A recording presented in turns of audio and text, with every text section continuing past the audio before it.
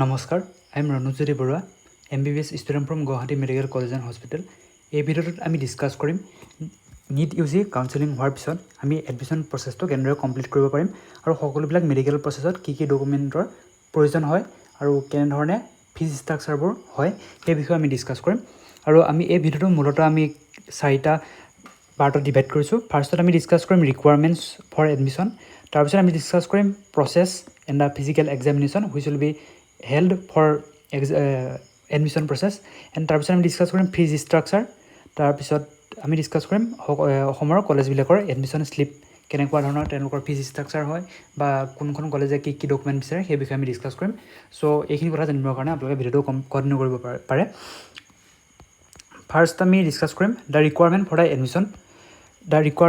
Admission. এতিয়া আমি প্ৰথমতে কৈ লৈছোঁ যে ৰিকুৱাৰমেণ্ট ফৰ দ্য এডমিশ্যন সকলোবিলাক কলেজতে বেলেগ বেলেগ হয়। সকলোবিলাক কলেজতে বেলেগ বেলেগ হয়, কিন্তু কিছুমান ডকুমেণ্ট আছে যিখিনি আমি তোমালোকৰ যিকোনো কলেজতে এডমিশ্যন নহওক কিয় এইখিনি লৈ যোৱাটো প্ৰয়োজন হয়, কাৰণ তোমালোকে ৰিস্ক নল'লেও ভাল। ফাৰ্ষ্ট ৰিকুৱাৰমেণ্ট অফ দ্য এডমিশ্যনত আহিব all the annexures which are submitted during registration. তোমালোকৰ যিমানখিনি ৰেজিষ্ট্ৰেশ্যনৰ সময়ত যিমানখিনি এনেক্সাৰ ছাবমিট কৰিছিলা সেই গোটেইখিনি অৰিজিনেল কপিটো ল'বা। তাৰপিছত ডিক্লেৰেশ্যন বাই পেৰেণ্টছৰ গাৰ্জেন, সেইটো যোনটো তোমালোকে ডিক্লেৰেশ্যন এটা কপি আছিল সেইটো তোমালোকে ল'বা। তাৰপিছত PRC যোনটো পাৰ্মানেণ্ট ৰেচিডেঞ্চিয়েল চাৰ্টিফিকেট সেইটো অৰিজিনেল কপিটো ল'বা। তাৰপিছত আহি গ'ল অৰিজিনেল ID কাৰ্ড এটা ল'ব লাগিব তোমালোকে, সেইটো তোমালোকৰ আধাৰ হ'ব পাৰে বা লাইচেঞ্চ হ'ব পাৰে বা পেন কাৰ্ড হ'ব পাৰে বা পাছপৰ্ট, যিকোনো এটা ল'লে হ'ল। এই 4টাৰ ভিতৰত কিবা এটা লৈ ল'বা, আৰু মষ্টলি ষ্টুডেণ্টে আধাৰটো লোৱা দেখা যায়। তাৰপিছত লাগিব admit card of NEET UG 2024।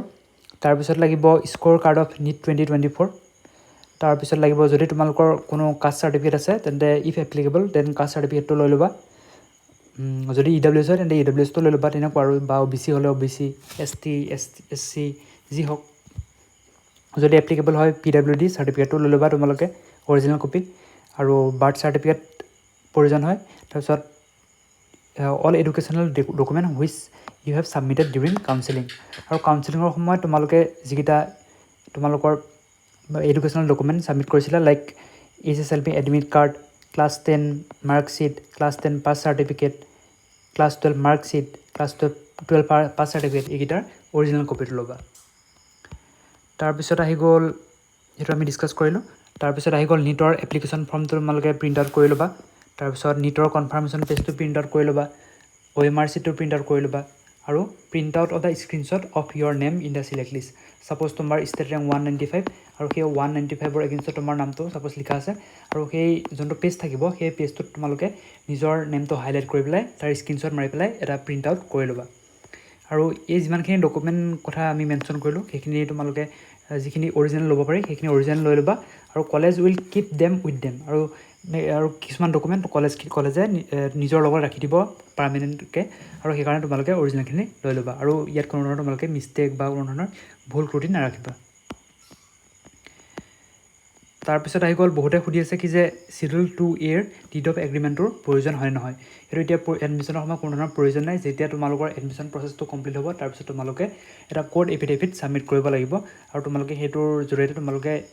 যোনটো MBBS কমপ্লিট হোৱাৰ পিছত আফটাৰ ইণ্টাৰ্ণশ্বিপ তোমালোকে 1 বছৰ ৰুৰেল ছাৰ্ভিচ কৰিব লাগিব। আৰু if you fail or if you disagree to do the rural service then you have to pay 30 lakhs of money, so you have to sign the bond and have to submit a court affidavit to the respective college. তাৰপিছত আহি গ'ল migration certificate. Migration চাৰ্টিফিকেটটো এডমিশ্যনৰ সময়ত কোনো ধৰণৰ প্ৰয়োজনীয়তা নাথাকে। Migration চাৰ্টিফিকেটখন তোমালোকে যেতিয়া এডমিশ্যন প্ৰচেছটো কমপ্লিট হ'ব তোমালোকে কলেজ যোৱা ষ্টাৰ্ট কৰিবা, তাৰপিছত কলেজে এই বিষয়ে নটিফিকেশ্যন দিব আৰু তোমালোকে মাইগ্ৰেশ্যন চাৰ্টিফিকেটটো উলিয়াই ল'বা। চ' ডিড অফ এগ্ৰিমেণ্ট আৰু মাইগ্ৰেশ্যন চাৰ্টিফিকেটৰ এডমিশ্যনৰ সময়ত কোনো ধৰণৰ ৰিকুৱাৰমেণ্ট নাথাকে। ইয়াত আমি যিখিনি এডমিশ্যনৰ সময়ত ৰিকুৱাৰমেণ্টৰ কথা আমি ক'লোঁ সেইখিনি তোমালোকে ইয়াৰ পৰা এটা স্ক্ৰীনশ্বট মাৰি ল'বা। তাৰপিছত দুটা ইম্পৰ্টেণ্ট পইণ্ট মই মেনশ্যন কৰিছোঁ। ইয়াত তোমালোকে চাবা, tech 2 set of Xerox copies of this above mentioned documents. It has to be submitted along with the original document. আৰু তোমালোকে যিমানখিনি মই অৰিজিনেল ডকুমেণ্ট ল'ব গ'লোঁ সেইখিনি দুটা জেৰক্স কপি ৰাখি ল'বা, তাৰে এটা বা দুটা কলেজবিলাকে ৰাখি লয় নিজৰ লগত।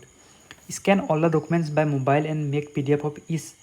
so that it can exist in your mobile and print one set to keep with you. আৰু ইয়াত এটা পইণ্ট মেনশ্যন কৰিছোঁ যে তোমালোকে যিখিনি ডকুমেণ্ট তোমালোকে ছাবমিট কৰিছা সেই ডকুমেণ্টখিনি আটাইখিনিয়ে তোমালোকে এটা মোবাইলত স্কেন কৰি পেলাই তোমালোকে PDF আকাৰে ৰাখি থ'বা যাতে ইন ফিউচাৰ তোমালোকে যেতিয়া স্কলাৰশ্বিপৰ কাৰণে এপ্লাই কৰিবা তেতিয়া তোমালোকে যাতে তোমালোকৰ যাতে অসুবিধা নহয় কাৰণ ডকুমেণ্টখিনি যিহেতু কলেজ অথৰিটিৰ ওচৰত থাকিব গতিকে তোমালোকে ডকুমেণ্টখিনি ঘূৰাই নাপাবা যিকোনো কাৰণতে ঘূৰাই নাপাবা চ' তোমালোকে মোবাইলত স্কেন কৰি থ'বা আৰু এটা প্ৰিণ্ট আউট এটা ছেট নিজৰ লগত ৰাখিবা অৰ্থাৎ তোমালোকে ইয়াৰ কলেজত জমা দিবৰ কাৰণে 2টা আৰু নিজৰ লগত ৰাখিবলৈ এটা টোটেল 3টা প্ৰিণ্ট আউট বা জেৰক্স কপি নিজৰ লগত ৰাখি ল'বা চ' আমি যিখিনি ডকুমেণ্ট প্ৰয়োজন হয় সেইখিনি কথা ডিছকাছ কৰিলোঁ তাৰপিছত আহি গ'ল এডমিশ্যন প্ৰচেছটো কেনেদৰে হ'ব তাৰপিছত প্ৰথমতে লিখিছোঁ যে reach the respective allotted college as early as possible before 9 AM আৰু তোমালোকৰ যেতিয়া মেৰিট লিষ্ট ওলাইছে তাত যিখন কলেজ তোমালোকৰ এলট হ'ল বুলি দেখুৱাইছে সেইটো একচুৱেলি প্ৰভিজনেল চিলেক্ট লিষ্ট হয় সেইটো ফাইনেল নহয় তোমালোকে সেই যিখন কলেজ তোমালোকৰ এলট হোৱা দেখুৱাইছে সেইখন কলেজত তোমালোকে 9টা বজাৰ আগত পাই যাবা মানে উপস্থিত হ'বাগৈ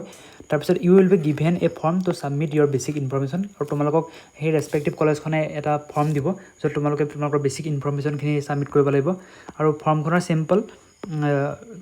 এনেকুৱা হয় ইয়াত চেম্পলটো এনেকুৱা হয় কিন্তু কলেজ ৱাইজ ফৰ্মবোৰ বেলেগ বেলেগ হয় তোমালোকে এইখন প্ৰিণ্ট কৰা কোনো ধৰণৰ মানে প্ৰয়োজনীয়তা নাথাকে আৰু এই যোন দুখন মই ইয়াত 2টা পেজ মেনশ্যন কৰিছোঁ সেইটো তোমালোকৰ যদি প্ৰিণ্ট আউট কৰি লৈ যাব বিচাৰা তেন্তে লিংক ডেছক্ৰিপশ্যনত থাকিব তোমালোকে ডেছক্ৰিপশ্যনৰ পৰা ডাউনলোড কৰি ল'ব পাৰা তলত মই লিখিছোঁৱেই similar to this no' need to print out yourself and they will provide the form তাৰপিছত আহি গ'ল তোমালোকে বেছিক ইনফৰমেশ্যনখিনি দিলা ফৰ্মখন ফিল আপ কৰিলা তাৰপিছত কি হ'ব তোমালোকৰ ফিজিকেল এক্সামিনেশ্যন হ'ব অৰ্থাৎ তোমালোকৰ কিছুমান শাৰীৰিক পৰীক্ষা কিছুমান কৰিব একদম সৰু পৰীক্ষা ইমান টেনশ্যন ল'ব নালাগে আৰু সকলোৱে সেই ৰিকুৱাৰমেণ্টখিনি বা শাৰীৰিক পৰীক্ষাখিনি কমপ্লিট কৰিব পাৰে medical and scrutiny board will examine the allotted students if you fail to reach on time you will have to wait for the next day আৰু যেতিয়া মেডিকেল আৰু স্ক্ৰুটিনি বৰ্ডে তোমালোকক যোনটো ফিজিকেল এক্সামিনেশ্যন কৰিব আৰু তোমালোকে টাইম দিব তেওঁলোকে নটিছত দিবই চাগে আৰু সেই টাইমটোৰ ভিতৰতে তোমালোকে উপস্থিত হ'ব চেষ্টা কৰিবা আৰু সেইকাৰণে কৈছোঁ যে তোমালোকে ৰাতিপুৱা যিমান পাৰা সোনকালে পাই যাবগৈ কলেজখন 8টা বা 9টা এনেকুৱা মানতে পাই যাবা বা বেছি দেৰি নকৰিবা আৰু 11টা 12টা বজাত যদি কলেজ পাগে তেন্তে বহুত বেছি দেৰি হৈ গুচি যায় আৰু স্পেচিয়েলি যিকেইখন কলেজত ষ্টুডেণ্ট বেছি আছে লাইক গুৱাহাটী মেডিকেল কলেজ বা আসাম মেডিকেল কলেজ তাত 200কে ষ্টুডেণ্ট আছে চ' তাত বহুত বেছি মানে দেৰি হৈ যায়গৈ আৰু গোটেই প্ৰচেছটোত চ' যিমানে সোনকালে গৈ পাবগৈ সিমানে বেছি ভাল আৰু there will be departments like ophthalmology surgery medicine এনেকুৱা কিছুমান ডিপাৰ্টমেণ্টৰ কিছুমান স্ক্ৰুটিনি বৰ্ড থাকিব আৰু তেওঁলোকে তোমালোকৰ এক্সামিনেশ্যন কৰিব আৰু নৰ্মেলি প্ৰফেচাৰ্ছ এভেইলেবল দেয়াৰ তাৰপিছত আহি গ'ল they will sign after examination তোমালোকৰ এক্সাম মানে ফিজিকেল পৰীক্ষা কৰাৰ পিছত তাৰপিছত তেওঁলোকে চাইন কৰিব ইচ ডিপাৰ্টমেণ্টৰ পৰা চাইন কৰিব আৰু final sign has to be taken from the doctor who is in charge of the whole examination process আৰু ফাইনেল চাইন তোমালোকে এজন হেল্থ অফিচাৰ থাকিব তেওঁলোকৰ পৰা ফাইনেল চাইনটো ল'ব লাগিব যেতিয়া ইচ ডিপাৰ্টমেণ্টে তোমালোকৰ ফিজিকেল এক্সামিনেশ্যন কৰিব হৈ গ'ল প্ৰচেছটো আমি ক'লোৱেই যে প্ৰথমতে বেছিক যোনখিনি ইনফৰমেশ্যন আছে সেইখিনি এটা ফৰ্মত ফিল আপ কৰিলা তাৰপিছত ফিজিকেল এক্সামিনেশ্যন হৈ গ'ল তাৰপিছত ইয়াত তলত ফ্ল'চাৰ্টত লিখিছোঁ মই competition of the form fill up plus competition of the physical examination তাৰপিছত তোমালোকৰ কি হ'ব ভেৰিফিকেশ্যন অফ দ্য ডকুমেণ্টছ যেতিয়া হ'ব তেতিয়া be careful failing to show' documents will delay the process তোমালোকে একদম যাতে চব ক্লিয়াৰকৈ যিখিনি ৰিকুৱাৰমেণ্ট অফ দ্য ডকুমেণ্ট মই কৈছোঁ সকলো যাতে ক্লিয়াৰকৈ থাকে তোমালোকৰ এটা অৰিজিনেল ছেট থাকে এটা 2টা এক্সট্ৰা কপিজ থাকে সেইখিনি তোমালোকে ছেপাৰেটকৈ লৈ যাবা আৰু যাতে তোমালোকে দেখুৱাব পাৰা লগালগ আৰু কোনো ধৰণৰ যাতে সেই সময়ত যাতে কোনো ধৰণৰ খেলি মেলি নহয় তাৰপিছত আকৌ ভেৰিফিকেশ্যন অফ দ্য ডকুমেণ্ট হোৱাৰ পিছত তেওঁলোকে কালেকশ্যন অফ দ্য ডকুমেণ্ট তেওঁলোকে যিখিনি ডকুমেণ্ট নিজৰ লগত লাগে আৰু যিখিনি এনেক্সাৰ নিজৰ লগত ৰাখিব বিচাৰে সেইখিনি তেওঁলোকে নিজৰ লগত ৰাখি ল'ব তাৰপিছত তোমাৰ এডমিশ্যন প্ৰক্ৰিয়াটো কমপ্লিট হ'ব মানে এডমিশ্যনৰ বেছিকখিনি কমপ্লিট হ'ব তাৰপিছত তোমালোকে কি কৰিব লাগিব ফিজ ছাবমিট কৰিব লাগিব নৰ্মেলি কি হয় যে কলেজ এডমিশ্যন ফিজ নৰ্মেলি 19,000ৰ আশে পাশে হয় 19,000ৰ আশে পাশে হয় আৰু হোষ্টেল এডমিশ্যন ফিজ 6,000ৰ আশে পাশে হয় অৰ্থাৎ total approximate amount of the admission fees is 25,000 সেইখিনি 25,000ৰ ভিতৰতে কমপ্লিট হয় ইনক্লুডিং 1,000 কাউন্সেলিং ফিজ নৰ্মেলি তোমালোকৰ 25,000ৰ ভিতৰতে এডমিশ্যন ফিজটো মেক্সিমাম কলেজত কমপ্লিট হৈ যায় around 25,000 not exactly 25,000 but taking fees around 30,000 is save কিন্তু তোমালোকে মানে এডমিশ্যনৰ দিনা তোমালোকে পৰাপক্ষত 30,000 মান টকা মানে ৰাখি ল'বা আৰু কাৰণ কলেজ ৱাইজ বেলেগ হয় কিছুমানৰ কমো হয় বা কিছুমানৰ বেছিও হয় চ' তোমালোকে 30,000 মান ল'লে ভাল হয় আৰু তোমালোকে অনলাইন অফলাইন দুটা মূলতে পে' কৰিব পাৰিবা আৰু যোনটো মই এইটো অলৰেডি এটা পইণ্ট লিখিছোঁৱেই যে যোনটো কলেজ ৱাইজ যোনটো ফিজ আছে সেই ফিজটো কলেজ ৱাইজ বেলেগ হয় আৰু চেক বিলো তোমালোকক কলেজ ৱাইজ এডমিশ্যন ফিজ বা ৰিচিপ্ট বা শ্লিপখিনি মই তলত মেনশ্যন কৰিছোঁ অসমৰ প্ৰায়খিনি কলেজৰ মেনশ্যন কৰিছোঁ আৰু তোমালোকে চাই ল'ব পাৰিবা তাৰপিছত লিখিছোঁ যে admission slip of medical colleges of Assam which documents for which college ইয়াত লিখিছোঁ যে এডমিশ্যন শ্লিপ অসমৰ বিভিন্ন কলেজৰ যোৱা বছৰৰ মই এডমিশ্যন শ্লিপখিনি গাঁঠি দিছোঁ আৰু তাত কি কোনখন কলেজে কি কি ডকুমেণ্ট বিচাৰে আৰু কিমান টকা এডমিশ্যনৰ কাৰণে প্ৰয়োজন হয় সেইখিনি মই মেনশ্যন কৰিছোঁ ইয়াত লিখিছোঁ যে to make this video' I had collected admission slip from all the institutes like share and subscribe with inspire me lot মই মানে সকলো ইনষ্টিটিউটৰ পৰা মই মোৰ ফ্ৰেণ্ডছবোৰৰ পৰা সব এডমিশ্যন মানে শ্লিপখিনি কালেক্ট কৰিবলগীয়া হৈছে চ' তোমালোকে লাইক শ্বেয়াৰ এণ্ড ছাবস্ক্ৰাইব কৰিলে বহুত উৎসাহিত হ'ম ফাৰ্ষ্ট আমি এডমিশ্যন শ্লিপটো দিছোঁ গুৱাহাটী মেডিকেল কলেজৰ এইটো তোমালোকে যাক যাক প্ৰয়োজন হয় ইয়াত স্ক্ৰীণশ্বট মাৰি ল'ব পাৰিবা গুৱাহাটী মেডিকেল কলেজৰ এইটো এডমিশ্যন শ্লিপ আছিলে এটা স্ক্ৰীণশ্বট মাৰি ল'বা তাৰপিছত আহি গ'ল আছাম মেডিকেল কলেজৰ ইয়াত দুটা মই শ্লিপ দিছোঁ তাৰে এটা আছিলে একনলেজমেণ্ট লেটাৰ তাত এই ডকুমেণ্টখিনি কি কি লাগে বা মই কি কি ছাবমিট বা ষ্টুডেণ্টজনে কি কি ছাবমিট কৰিছিলে তাত লিখা আছে আৰু এটা আছে এইটো ফিজ ষ্ট্ৰাকচাৰ মানে টোটেল আছাম মেডিকেল কলেজত 25,000 সংগ্ৰহ কৰিছিলে 2023 চনত এডমিশ্যনখিনিৰ কাৰণে আৰু ইয়াত ৰেচপেক্টিভ চাইনবোৰ আছিলে তাৰপিছত আহি গ'ল শিলচৰ মেডিকেল কলেজত এইখন আছিল মানি ৰিচিপ্ট ইয়াত টোটেল কাউন্সেলিং ফিজ 1,000 কালেক্ট কৰিছিলে আৰু এখন মানি ৰিচিপ্ট আছে তাত লিখাই আছে welfare fund correspondence and others non refundable fees 15,500 it's mainly for admission purpose আৰু টোটেল আৰু এখন আছিলে সেইখন আৰু এখন শ্লিপ মই গাঁঠি দিছোঁ তাত 22,400 অৰ্থাৎ 2,400 আৰু 15,500 প্লাছ আৰু এটা লৈছিলে 1,000 এইখিনি শিলচৰ মেডিকেল কলেজৰ এইখিনি এডমিশ্যন ফিজ আছিলে 2023 চনত টোটেল আমি 3টা দিছোঁ তোমালোকে স্ক্ৰীণশ্বট এটা মাৰি ল'বা ইয়াতো স্ক্ৰীণশ্বট এটা মাৰি ল'বা যাৰ যাৰ শিলচৰ মেডিকেল কলেজ এলটমেণ্ট হৈছে তোমালোকৰ তাৰপিছত আমি ডিছকাছ কৰিম যোৰহাট মেডিকেল কলেজৰ বিষয়ে যোৰহাট মেডিকেল কলেজৰ এইখন আছিল একনলেজমেণ্ট ৰিচিপ্টত ইয়াত কি কি ডকুমেণ্ট প্ৰয়োজন আছিলে সেইখিনি মই লিখি দিছোঁ মানে মই লিখি দিয়া নাই একচুৱেলি একনলেজমেণ্ট ৰিচিপ্টখন তোমালোকে চাই ল'ব পাৰিবা ক'ত ক'ত টিক মৰা আছে তোমালোকে এইটো এটা স্ক্ৰীণশ্বট ৰাখি ল'বা যাৰ যাৰ যোৰহাট মেডিকেল কলেজ এলটমেণ্ট হৈছে তোমালোকৰ সুবিধা হ'ব তাৰপিছত আহি গ'ল নলবাৰী মেডিকেল কলেজৰ কি কি ফিজ ষ্ট্ৰাকচাৰ বা কেনেকুৱা ধৰণৰ ডকুমেণ্টৰ প্ৰয়োজন হৈছিলে ইয়াত মই লিখিছোঁ ইয়াত এটা মানি ৰিচিপ্টত 2,400 লৈছিলে আৰু এটা মানি ৰিচিপ্টত 6,000 লৈছিলে এইটো হোষ্টেল ছিকিউৰিটি চাৰ্জ আছিলে আৰু দুটা ৰিচিপ্ট আছে আৰু এটা ৰিচিপ্ট আছিলে welfare fund correspondence and others তাত 15,500 লৈছিলে তাৰ আছিল লাইক শিলচৰ মেডিকেল কলেজ আৰু এটা ৰিচিপ্ট আছে সেইটোত health card plus counselling charge total 1,200 টকা লৈছিলে আৰু এইখিনি তোমালোকে কাউণ্ট কৰি ল'বা কিমান হৈছে নলবাৰী মেডিকেল কলেজৰ আৰু এটা স্ক্ৰীণশ্বট মাৰি ল'বা 2,400 প্লাছ 6,000 আৰু ইয়াত আহি গ'ল 15,500 প্লাছ 1,200 টোটেল 25,000 আশপাশে হৈ যায়গৈ আৰু তাৰপিছত ডিছকাছ কৰিছোঁ ডিফু মেডিকেল কলেজৰ একনলেজমেণ্ট ৰিচিপ্ট এইটো ডিফু মেডিকেল কলেজৰ একনলেজমেণ্ট ৰিচিপ্ট হয় আৰু ইয়াত কি কি ডকুমেণ্ট লাগে সেইখিনি তোমালোকে চাই ল'বা ইয়াত ডকুমেণ্টখিনি ধুনীয়াকৈ টিক মৰা আছে তোমালোকে এটা স্ক্ৰীণশ্বট ৰাখি ল'বা it is the acknowledgement receipt for Diphu medical college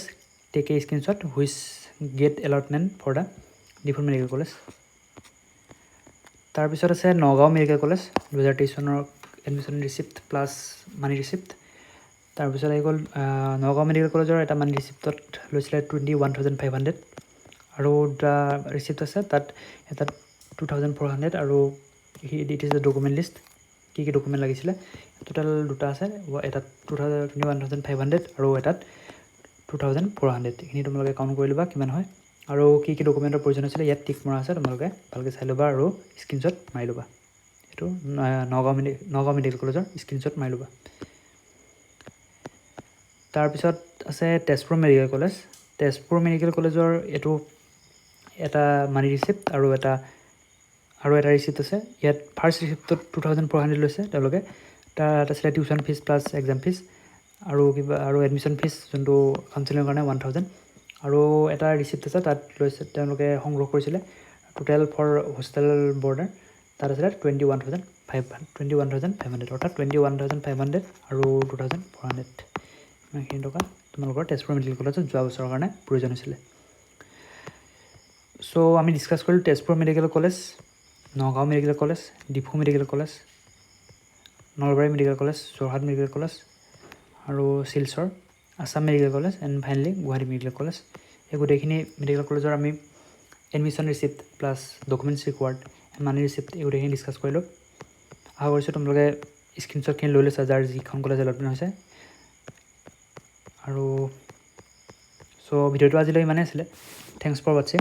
and তোমালোকৰ ছাপৰ্টে মোক পৰৱৰ্তীখন ভিডিঅ' বনাবলৈ উৎসাহিত কৰিব। তোমালোকে যদি ভিডিঅ'টো চাই ভাল পাইছা তেন্তে ভিডিঅ'টো লাইক কৰিবা আৰু তলত এটা কমেণ্ট কৰি দিবা কেনেকুৱা পালা, আৰু চেনেলটো ছাবস্ক্ৰাইব কৰি আমাক উৎসাহিত কৰিবলৈ নাপাহৰিবা। তোমালোকৰ এটা ছাবস্ক্ৰাইবে আমাক পৰৱৰ্তীখন ভিডিঅ' বনাবলৈ বা আগবাঢ়ি যাবলৈ আৰু এনেধৰণৰ কণ্টেণ্ট প্ৰস্তুত কৰাত আমাক বহুত ধৰণৰ উৎসাহিত কৰে। আজিলৈ ভিডিঅ'টো ইমানেই আছিলে। ইমানখিনিলৈকে চাই থকাৰ বাবে ধন্যবাদ। জয় অসম।